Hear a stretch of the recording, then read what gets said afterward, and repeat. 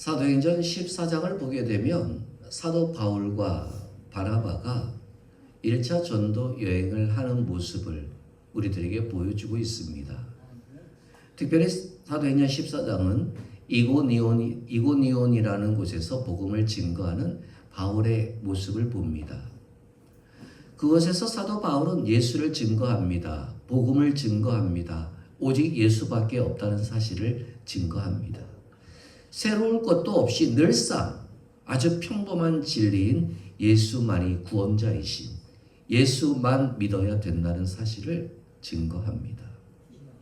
그런데 그 이고니온이라는 곳에서 놀라운 복음의 능력이 나타납니다. 사람들이 바울의 주변에 몰려들고 사람들이 바울이 증거한 복음을 듣고 무릎을 꿇고 사람들이 그 바울의 얘기를 들으면서 마음이 움직이기를 시작합니다. 그런데 놀라운 것은 이곳까지, 이 이고니온이라는 곳은 지금의 그리스 지방입니다. 그리스라는 나라의 지역인데 거기까지 유대인들이 사도 바울을 쫓아왔거든요. 복음을 들으려고 쫓아온 것이 아니라 복음을 전하는 바울을 죽이기 위해서, 바울을 방해하기 위해서, 바울을 회방하기 위해서 그들은 이 먼 곳까지 쫓아왔습니다. 이고니온에서 이 복음의 역사가 나타나다 보니까 이 몰려든 유대인들이 손에 돌을 들고 이 바울을 고소합니다. 저 사람이 하는 말은 다 거짓말이라고, 저 사람이 하는 짓은 다 사기라고, 저 사람의 말을 들어서는 안 된다고 외치면서 금방이라도 이 사도 바울을 향해 돌을 던질 흉내를 냅니다. 이러한 위험을 감지하고 수없이 많은 사람들이 이 바울의 일행을 도망치게 합니다. 그래서 그들이 그 지역을 도망쳐서 도착한 곳이 루스드라와 더베라고 하는 지역입니다. 그 루스드라와 더베라는 지역에 가서 그들이 또다시 예수의 복음을 증거합니다.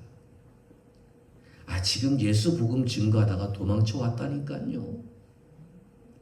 예수라는 이름을 증거하지만 않으면 이들은 삶의 위협이 없습니다. 그런데 이들은 바로 어제까지만 해도 예수의 복음을 증거하기 때문에 도망쳐 온 인생인데도 또다시 루스드라와 더베에서 예수의 복음을 증거합니다. 그런데 그곳에 어떤 사람이 있냐면 한 번도 걸어본 적이 없는 안진뱅이가 있습니다. 한 번도 걸어본 적이 없다라는 얘기면 그는 태어날 때부터 걷지 못한 사람이란 얘기겠지요. 그 사람이 이 바울의 일행 앞에 나오게 됩니다. 그리고 바울의 일행은, 특히 바울은 그 안진뱅이를 보고 얘기를 합니다. 일어나라. 그리고 손을 내밀어 그의 손을 붙잡아 일으켜 세우고 이제 네 다리로 걸으라고 그는 외칩니다. 어떻게 됐을까요? 걷게 되었을까요? 아니면 주저앉았을까요? 걷게 됐으니까 제가 말씀드리겠지요. 한 번도 걸어본 적이 없는 그 사람이, 그것도 유대 지방 이스라엘에서가 아니라 그리스라는 제우스를 섬기는 그 나라에서 예수의 이름으로, 하나님의 이름으로 기적이 나타난 겁니다. 그 일이 일어나자 거기에 있었던 많은 그리스 사람들이, 로마 사람들이 죄다 몰려간 곳이 어디냐? 제사장의 집으로 몰려갑니다. 그 제사장은 누구냐면 제우스를 섬기는 제사장입니다. 그리고 그 제사장은 그 얘기를 듣고 나서 소와 양과 염소를 잡아가지고, 그리고 멋진 꽃다발을 준비해가지고 이 바울과 바나바 앞으로 달려옵니다. 달려와서 그 바울과 바나바를 보면서 뭐라고 하는지 아세요? 당신은 스스입니다. 당신은 허메입니다. 라고 얘기를 해요. 스스는 당신은 제우스입니다. 허메는 당신은 헤르메스입니다. 자신들이 섬기는 그리스 최고의 신의 이름을 부르면서 바울과 바나바를 섬기고 그들에게 제사를 드리기 위해 제물을 바치려고 무릎 꿇고 경배를 하고 있습니다. 여러분, 여기까지만 한번 상상해 볼까요? 제가 그 상황에 있는 바울이라면, 여러분들이 그 상황에 있는 바나바라면 지금 자신들을 향해서 야 제우스입니다, 헤르메스입니다 하면서 와서 제사를 드리려고 야단 법석을 떨고 있는 그 제사장들과 수없이 몰려든 그리스 사람들의 모습을 본다면 여러분들 기분이 어떠시겠습니까? 저 멀리서는요, 이고니온에서부터 루스드라와 더베까지 자신들 향해 죽이기 위해 쫓아온 손에 돌을 들고 있는 유대인들이 지금 눈앞에 보이거든요. 그 상황이라면 여러분들은 어떻게 하겠습니까? 아니, 여러분들이 꿈꾸고 있는 인생이 그 모습 아니에요? 사람들에게 추앙받고 사람들에게 존경받고 사람들의 입에 오르락내리락거리며 사람들 앞에서 군림하고 사람들이 수없이 많은 사람들이 내 앞에 무릎을 꿇고 경배하는, 그것이 우리가 꿈꾸고 있는 인생 아닙니까? 그게 우리가 생각하는 성공의 인생 아닙니까? 그게 우리가 주님 앞에 기도하는 인생 아닙니까? 그래야 내가 잘나 보이고 그래야 내가 멋져 보이고 그래야 내 새끼들에게 조금이라도 좋은 것을 나눠줄 것만 같은, 우리가 바라고 소망하는, 지금 목숨 걸고 달려가고 있는 우리들의 인생 아닙니까? 그런데 그 모습 앞에서 바울과 바나바는 한마디를 고백합니다. 왜 이러십니까? 나도 여러분들과 똑같은 사람입니다. 오직 이것은 하나님이 하신 겁니다. 그 모든 자신이 받을 수 있는 영광을, 그 모든 사람들이 부러워하는 그 영광을, 모든 사람들은 꿈조차 꿀 수 없는 그 영광의 자리를 바울과 바나바는 물리쳐버립니다. 그리고 하나님이 하셨음을 고백합니다. 이스라엘이라면 그렇게 할 수 있어요. 그런데 하나님을 알지 못하는 그 그리스라는 나라에서까지 그 입 한번 쫙 다물고 눈 한번 찔끔 감고 지금 자신을 향해서 돌멩이를 들고 쫓아오는, 죽이기 위해 쫓아오는 유대인들의 무리 앞에서 그래 내가 그노다라고 얘기를 하면서 그들이 경배하고 그들이 가지고 온 모든 것들을 다 받고 영광을 누린다면 그 모든 위협은 없어질 수 있지 않겠습니까? 자신을 죽이러 오는 유대인들을 그들이 물리쳐 주지 않겠습니까? 그런데도 바울과 바나바는 그 모든 영광을 하나님께 돌려버려요. 또다시 그들은 쫓기는 인생이 돼요. 또다시 그들은 보잘것없이 굶주리고 헐벗고 잠도 아무 데서나 자는 인생이 되어버려요. 또다시 그들은 어디로 가야 할지에 대한 구체적인 목적지도 없이 그저 발길 닿는 곳으로, 낯선 곳에서 또다시 그들에게 전혀 낯선 하나님과 예수의 이름을 외치고 있어요. 저는 이러한 바울과 바나바의 모습을 보면서 한 가지 생각을 해봐요. 아유, 좀 가만히 있지. 그러면 복음을 증거하는데도 좀 더 수월하지 않았을까? 이들이 이 제사장들이 섬겼던 것처럼, 그 제우스의 대리인처럼, 헤르메스의 대리인인 것처럼 의시되면은 좀 더 많은 사람들이 모여가지고 이들이 얘기하는 그 예수라는, 그 하나님이라는 신에 대해서 좀 더 진지하게 받아들이지 않았을까? 그리고 그들이 복음을 증거하는 사역에 어떤 도사리고 있는 위험도 어느 정도 사라지지 않았을까? 에이 바보들, 그냥 모르는 척하고 있지. 왜 이랬을까? 그런 아쉬움이 솔직히 저에게 있어요. 그런데 이들이, 바울과 바나바가 이 모든 것을 고백할 수 있었던 이유는 딱 하나예요. 바울이, 바나바가 자신이 누구인지를 알았기 때문에 그래요. 바울과 바나바는 누구예요? 하나님의 종이에요. 하나님이 아니에요. 하나님의 복음을 증거하는 사도예요. 내가 누구인지를 분명히 알고 있기 때문에 누구나 다 소망하고 있는, 누구나 다 원하고 있는 이 성공의 그림자와 같은, 성공의 빛과 같은 멋진 인생의 스포트라이트와 같은 이 인생을 거절할 수밖에 없었던 거예요. 왜? 내가 입어야 할 옷이 아니니까. 내가 가져야 할 것이 아니니까. 그리스도의 종으로서, 그리스도의 사도로서 내 것이 아니니까. 이처럼 내가 누구인지를 알고 살아가는 것이 진정한 신앙의 축복이고 그것이 진정한 신앙의 감사입니다. 자, 오늘 우리가 읽은 본문이 있는 야고보서를 한번 생각해 볼까요? 이 야고보서를 쓴 사람은 야고보입니다. 여기 얘기하는 야고보는 어떤 야고보일까요? 예수님의 제자 중에 두 명의 야고보가 있었어요. 그렇죠? 알페오의 아들 야고보와 다데오의 아들 야고보가 있었어요. 그들 중에 하나일까요?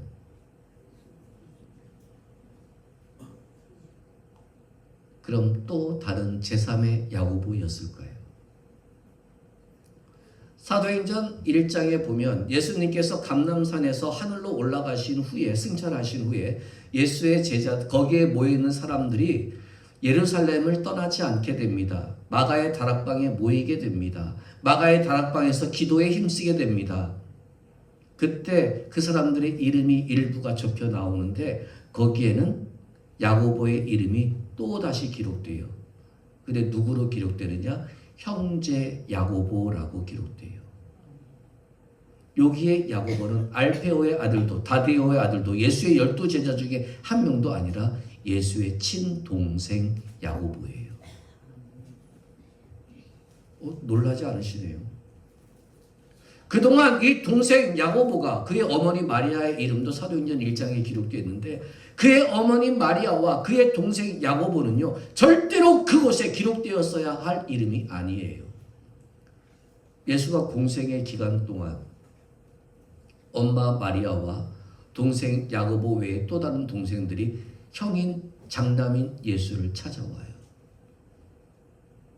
여러분 동생들은 그렇다 쳐요. 그런데 엄마 마리아는 성령으로 잉태해서 낳은 아들이잖아요. 자신이 알잖아요. 그렇죠? 그 예수가 누구인지를 다른 아들들은 몰라도 엄마 마리아는 알잖아요. 이 아이는 하나님이 보내주신 메시아라는 사실을 엄마 마리아는 알잖아요. 그런데 그 엄마가 예수의 동생들을 데리고 예수를 찾아와요. 그리고 그 예수에게 장남이 이러면 안 되지. 네가 지금 무슨 메시아 놀이를 하고 있니? 야, 지금 이러한 시국에 장남이 이러면 안 되지. 형이 이러면 안 되지요. 집안을 먹여 살려야지요. 이런 얘기를 할까요? 동생들은 그렇다 쳐요. 동생들이 이 얘기를 하기 위해서 엄마 마리아를 데리고 그곳에 간다고 했을 때도 엄마라면 말려야지요. 왜? 자기가 어떻게 난지를 알잖아요. 그런데도 엄마 마리아가 동생들과 함께 예수를 찾아와 한바탕 난리를 치고 가요. 그랬던 그들이 예수의 부활의 사건 앞에서, 예수의 승천 앞에서 오순절 마가의 다락방에 성령이 임하는 그 현장에는 같이 있어요. 놀랍지 않으세요? 왜 오늘 왜 이러시지? 제가 맥주감사절과 상관이 없는 본문인 것 같아서 여러분들 기분이 우울하세요? 이제 제가 또 말씀드릴 거예요. 여러분, 제가 사도행전 1장에 그들의 이름이 있었다. 그리고 사도행전 2장에는 오순절 마가의 다락방이 임한 성령의 역사를 제가 말씀을 드렸지요. 오순절이 맥주절이에요.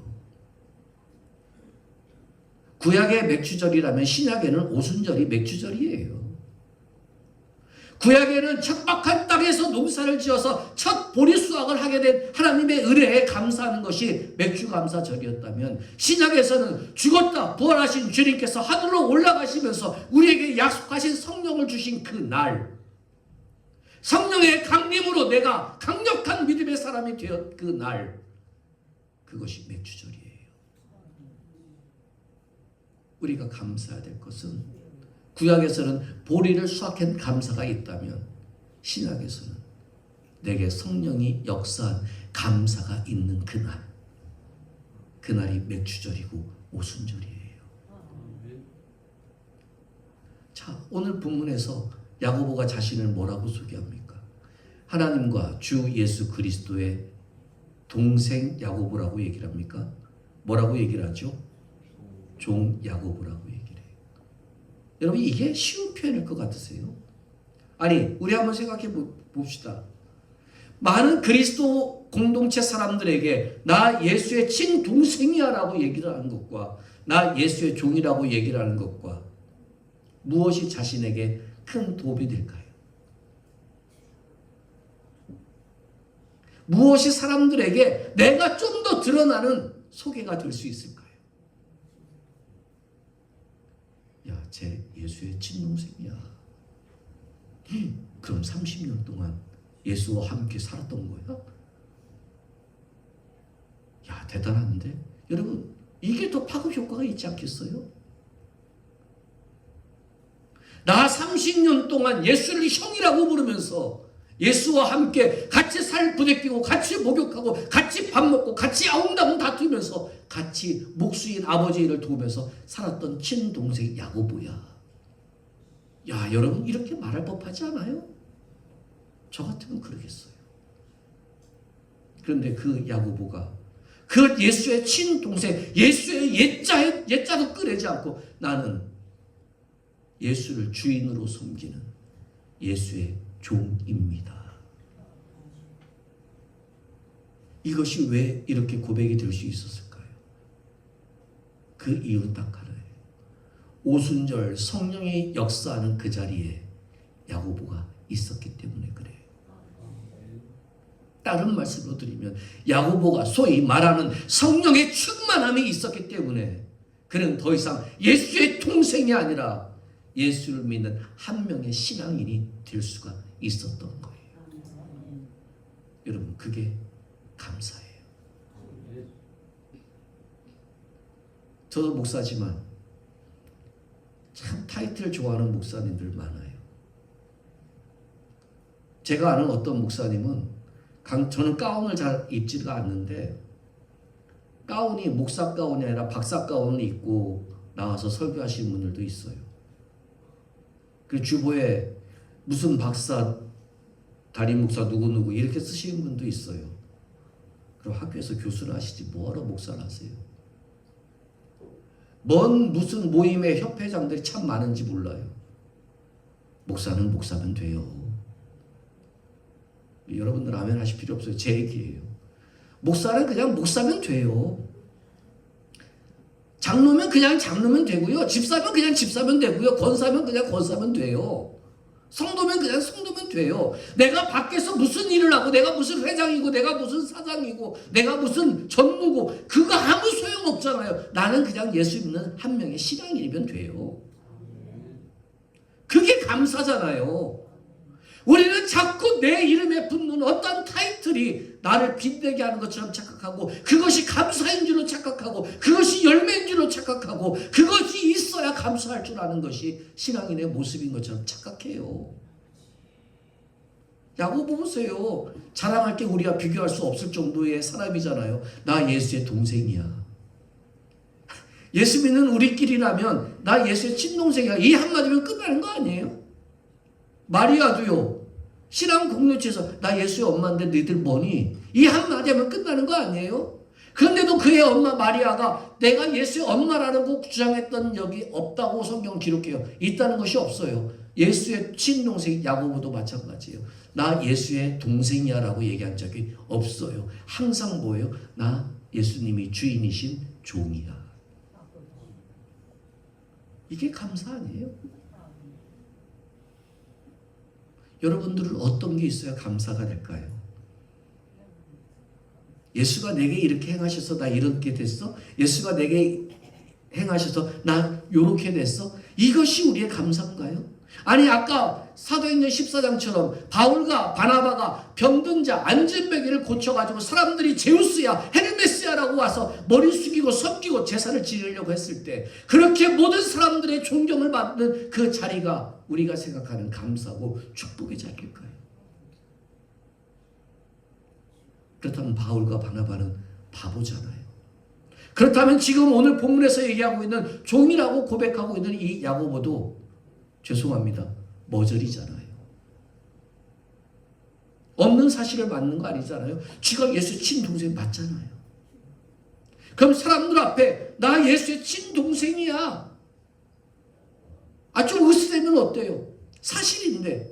좀 잘난 척하면 어때요? 사실인데. 근데 그 사실조차도 지루한지 나를 한 명의 신앙인으로 만드신 그 예수가 형이 아니라 주인으로 고백되어질 수 있는 이 믿음의 한마디가 야고보에게는 가장 큰 감사가 되었다는 거예요. 저는 여러분들에게 한 가지 여쭤봅니다. 여러분들에겐 무엇이 감사입니까? 저를 쳐다보세요. 좀 눈 좀 맞춰봅시다. 오랜만에.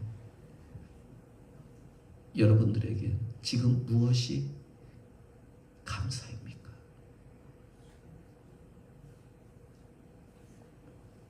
여러분들에겐 여전히 하나님이 아버지이시니 감사이시길 바랍니다.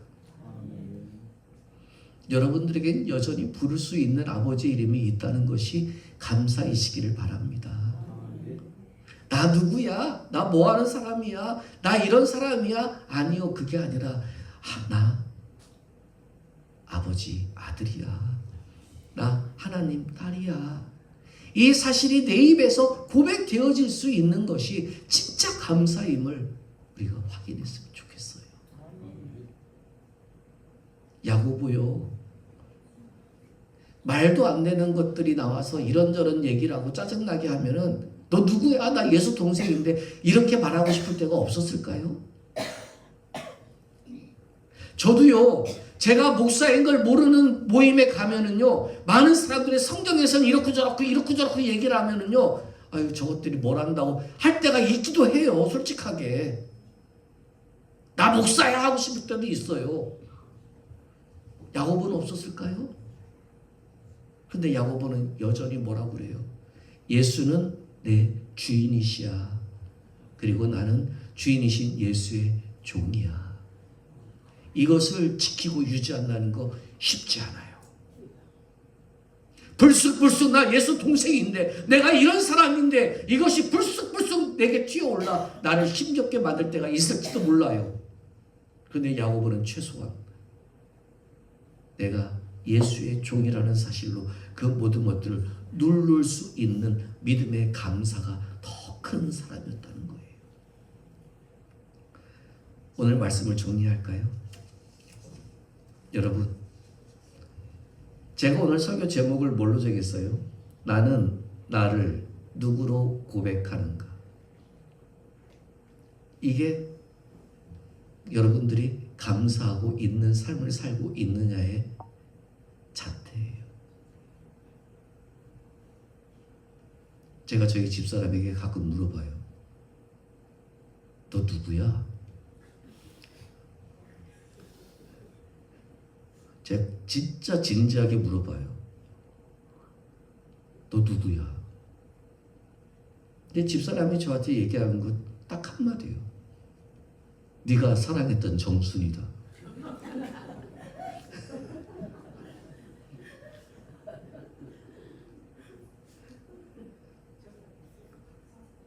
여러분, 제가 여러분들에게 묻고 싶은 건 그거예요. 여러분 누구세요? 정말 여러분, 하나님이 여러분들에게 너 누구야? 라고 묻고 있을 때 여러분들은 뭐라고 대답하겠어요? 당신이 그렇게 사랑해서 예수를 주신 당신의 딸 누굽니다. 당신의 아들 누굽니다. 라고 당당하게 고백하겠어요? 아니면 당신이 나를 사랑하셔서 이런 축복도 주시고 저런 축복도 주셔서 지금 이렇게 요 모양 요 꼴로 살아가고 있는 누구입니까? 라고 고백하시겠어요? 지금 내가 나를 누구로 고백하는지가 분명하게 있어야 그 사람의 삶은 감사하느냐 아니냐가 보여지는 거지요. 야고보는 자신을 동생인 야고보라고 고백하지 않고 나는 예수의 종입니다라고 고백해요. 이것은 동생이 자랑스러울 때나 자랑스럽지 않을 때나 동생의 모습은 변할 수 있지만 종은 변함이 없어요. 그냥 예수가 영원히 주인인 거예요. 그럼 여러분들은요? 변할 예수의 사랑으로 고백됩니까? 아니면 변하지 않는 예수의 내가 누구인지에 대한 고백으로 요동치지 않는, 변치 않는 믿음의 감사와 여유를 갖고 계십니까? 오늘 설교가 좀 어려울 수도 있어요. 나는 나를 누구로 고백하는가?